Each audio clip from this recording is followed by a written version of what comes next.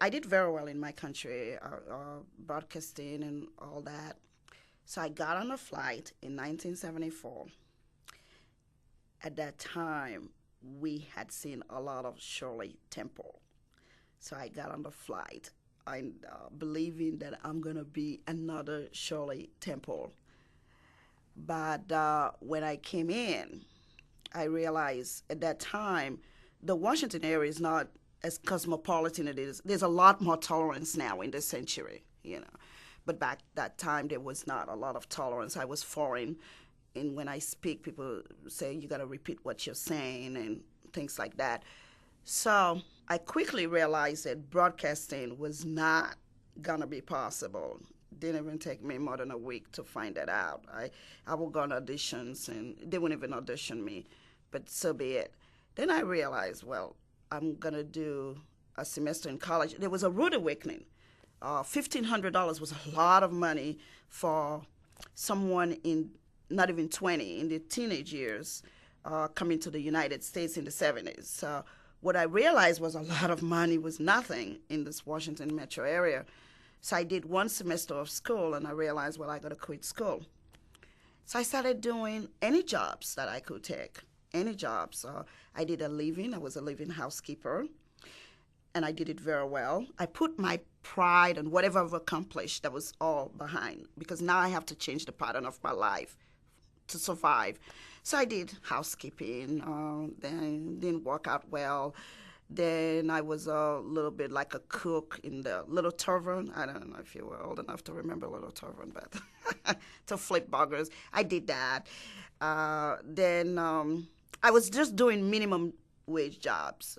Then I started moving on. I said, this is not going to be a life, doing $5 here. What am I going to do? Then I met my first love.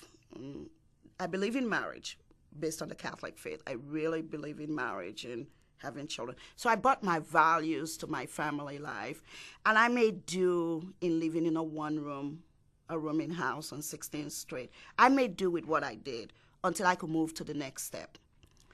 So the marriage didn't work. Dominic was in my hands, and I said, I have to change life. My pattern must change, because I came to this country to be successful. I came to this country to achieve something. It's going to take time, but it will happen. So, but there was the jolt. This was like an electric shock that made me know things have to change. After my marriage fell apart, I took my son, Dominic, back to my country to regroup. And when I went and I found out all the friends that we used to go to these social clubs, and I was pretty much in the elite part, suddenly abandoned me. My phone calls were not returned. The welcoming that I was expecting at the airport was not there, except for my parents. I fell into my mother's hands, and we cried. And he says, oh, there's gossip that you went to America, and you did not get a college education. You were living in the streets, and, we're let down, but we're glad you're here. Probably I needed that. I really needed that. After crying into my mother's hands and my parents, we regrouped. I turned around and I said, you know what? I'm going to go back to America. Because when I come back on my next visit, I'm going to make you so tall and so proud. I think I came back with a vengeance. I really did. Not probably to get back at my friends and laugh at their face, but to let my mother, whenever they pass away or die, they will be at soul that I did turn things around. So I came back with a vengeance.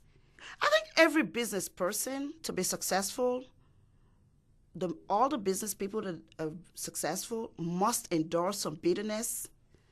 I think that if you just go in a corporate room and you've never stood outside and hit 0 degrees weather, you probably have a tendency to go bankrupt.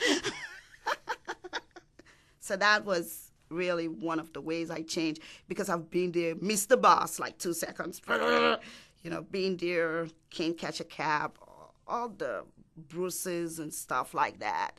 So that made me better prepared when I entered the corporate world.